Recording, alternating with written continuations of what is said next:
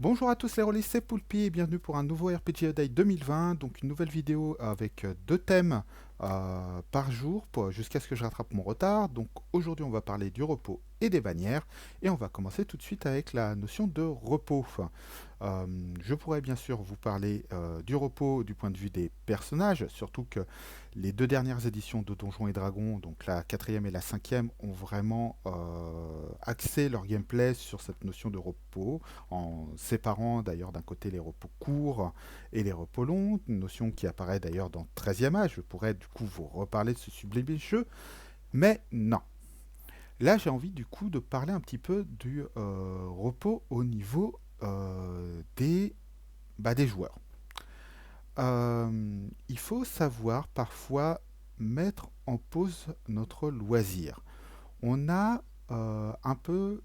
Enfin, il faut se rappeler que voilà, ce n'est qu'un loisir, sauf si voilà, vous travaillez dans le milieu du jeu de rôle, auquel cas de toute façon le travail est un avilissement et doit être encadré par des règles qui, entre autres, définissent comment votre repos doit être pris, donc ça c'est autre chose.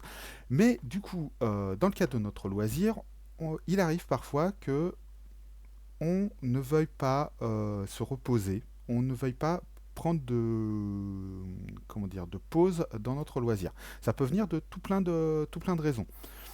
Ça peut venir du fait, par exemple, quand on est meneur de jeu, bah, qu'on est lancé sur une campagne, qu'on a cette image que le jeu de rôle doit se jouer avec de très longues campagnes, quelque chose d'épique, qu'on doit s'engager sur de longues pratiques. Du point de vue des joueurs, il y a la notion voilà, qu'on est dans un groupe et qu'on n'a pas envie de lâcher les potes. Effectivement, qu'on n'a pas envie de laisser tomber, surtout qu'il y a souvent cette image réelle ou imaginaire, je ne sais pas, où on a toujours cette image qu'il est très difficile de s'organiser pour que tout le monde ait un créneau de libre pour faire une partie. Et du coup, parfois, on se sent un peu obligé de jouer pour ne pas lâcher les potes, parce que on s'imagine que tout le monde repose sur nous, alors que bah, ça va pas bien, alors qu'on est fatigué, alors que bah, la vie, quoi, tout simplement, il y a tout plein de choses qui fait que on peut très bien ne pas avoir la tête, ou tout simplement pas l'envie de jouer à ce moment-là. Et j'ai l'impression que souvent on veut s'imposer le fait de continuer à jouer, comme j'ai dit, pour tout plein de raisons, et derrière, il y a un risque en fait que ça nous dégoûte de notre pratique, jusqu'à ce que voilà, on n'ait plus du tout envie de jouer, on y aille à reculons, et finalement, ça ne soit plus un moment agréable déjà pour soi, mais aussi finalement pour tout le monde à la table, parce qu'à un moment, ça va forcément déborder sur la pratique pour tout le monde. Du coup, je vais revenir à ce que je disais déjà dans le tout première vidéo. N'hésitez pas à discuter entre vous. C'est vraiment quelque chose que je ne peux que répéter et répéter encore. Rappelez-vous que vous ne jouez pas tout seul, sauf si vous faites du jeu de rôle solo, mais là en théorie le problème ne se pose pas. Vous ne jouez pas tout seul, vous jouez avec des gens, n'hésitez pas à parler avec eux. Et là, deux cas de figure s'opèrent. Soit ben, ce sont des gens qui font preuve de bienveillance, ils comprennent la situation, et dans ce cas-là, bah, voilà, ils vont trouver une solution pour jouer sans vous, le temps que vous vous remettiez, que l'envie revienne. Puis peut-être que ça sera l'occasion aussi de déballer quelque chose. Peut-être que finalement, autour de la table, il y avait plusieurs personnes qui n'avaient plus vraiment l'envie de cette campagne et qui continuaient à la jouer par habitude. Et ça va vous permettre de crever un abcès, de passer à autre chose. Voilà, donc ça, c'est s'ils font preuve de bienveillance. Et s'ils font pas preuve de bienveillance, si finalement le seul discours que vous entendez c'est que tu nous saoules à pas vouloir jouer, que voilà, on peut pas compter sur toi, bah ce sont des connards. À partir du moment où ils ne font pas preuve de bienveillance, bah, quand vous exprimez un ressenti qui fait que vous vous sentez pas bien pour continuer à jouer, ce sont des connards et changez de groupe. Voilà, j'ai pas d'autres choses à dire. Alors attention, ça ne veut pas dire comment dire, lâcher vos amis, hein. On peut très bien avoir un groupe de personnes avec qui on n'arrive pas à s'entendre autour d'une table de jeu, mais qui, à côté de ça, sont des bons amis dans la vie de tous les jours. De la même façon que vous avez certains de vos amis qui sont par exemple mauvais joueurs ou autres et avec qui vous n'avez pas envie de jouer à certains jeux de vidéo ou jeux de société, parce que voilà, vous savez que ça peut dégénérer. Et bien là, c'est pareil. Faut savoir parfois prendre du recul, et du coup se reposer, prendre de la distance par rapport à son loisir, tout simplement pour peut-être revenir plus tard et tester de nouvelles choses, ou au contraire revenir à quelque chose où le plaisir avait disparu pendant un moment et qui finalement le fait d'avoir su prendre une distance, ça a su redonner une envie par la suite. Euh, voilà ce que j'avais à dire sur le repos. Sur la bannière, on va revenir un petit peu sur les personnages et parler un petit peu de ce qui pousse les personnages ben, à partir ensemble à l'aventure. C'est souvent un truc qui est évacué un petit peu à la va-vite dans pas mal de jeux de rôle. Après, il y a plusieurs écoles. Il y a l'école des jeux à mission où là, il y a pas, la question elle se pose pas. C'est les personnages bossent ensemble, généralement ils appartiennent tous à une même organisation et voilà, il n'y a pas trop à réfléchir à pourquoi ils vont à l'aventure ensemble, c'est leur taf. Et puis il y a tous les jeux autres et souvent c'est évacué un petit peu à la mort moelle nœud avec juste voilà une ligne, ce qui peut être très bien mais qui parfois quand il y a des, des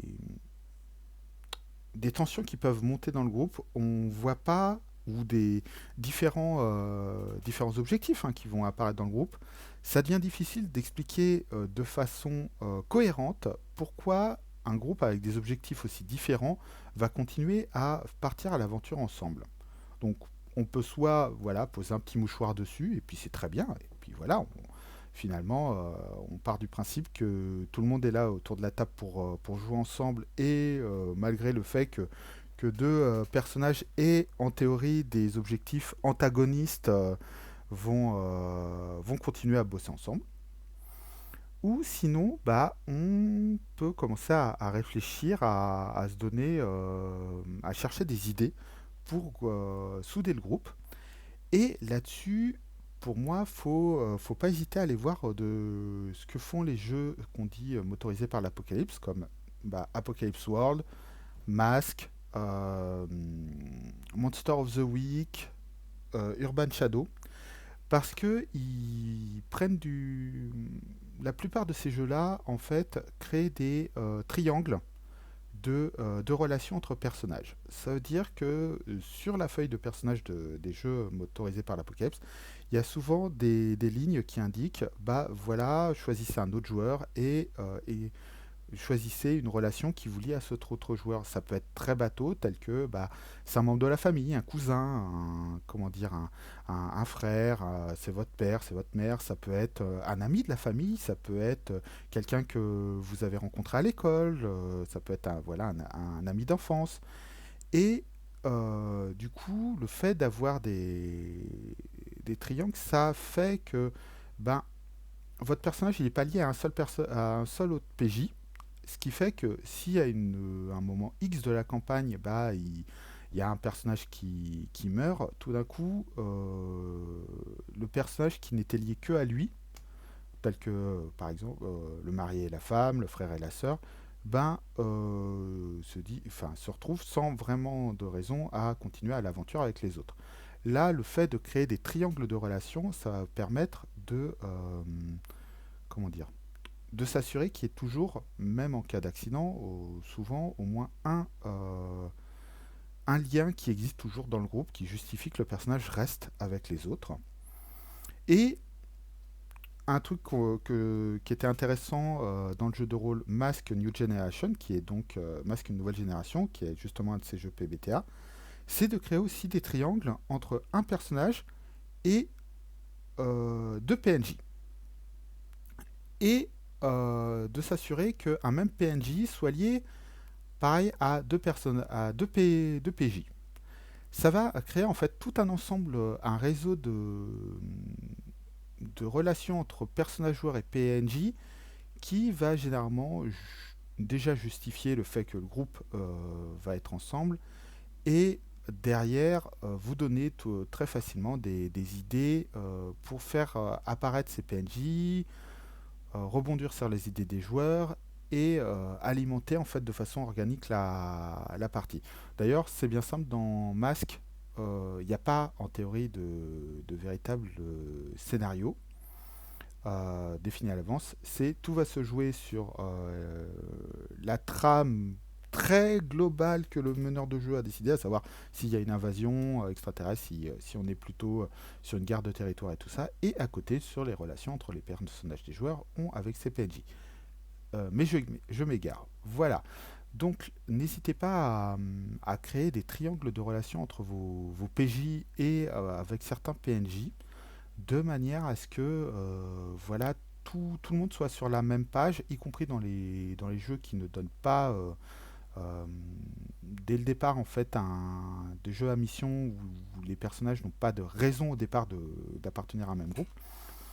Euh, et n'hésitez pas à mélanger les approches. Par exemple, il est tout à fait possible que dans un jeu à mission, bah, vous intégriez des relations plus personnelles entre les personnages joueurs pour créer du drama. Je veux dire, un jeu, par exemple, où vous jouez des espions, est-ce qu'il n'est pas intéressant, par exemple, que deux des personnages soient frères, fils d'un espion plus connu, et qu'il y ait du coup peut-être une rivalité qui existe entre eux. De la même façon, qui est dans un jeu plus libre, il ne faut pas hésiter à importer des idées venues de jeux à mission. Par exemple, à Eberron, je n'ai pas hésité à faire jouer du Agence Tourisque, c'est-à-dire des anciens militaires qui cherchaient, dégoûtés par les exactions de leur hiérarchie, et qui, après la guerre, ont décidé de fuir et de se mettre au service comment dire, du peuple qui se remettait de cette guerre. Et du coup, voilà, ça faisait une ambiance très agence touriste avec une structure, des missions où les aventuriers n'allaient pas finalement explorer des donjons et tout ça, ils allaient aider des gens parce qu'ils avaient envie, voilà, leur personnage après la guerre avait envie de se rendre utile pour les personnes. Voilà ce que j'avais à dire sur le fait de créer des relations entre personnages, d'avoir cette bannière qui les recoupe tous. Et donc à demain pour un nouvel épisode du RPG A Day. Bye bye.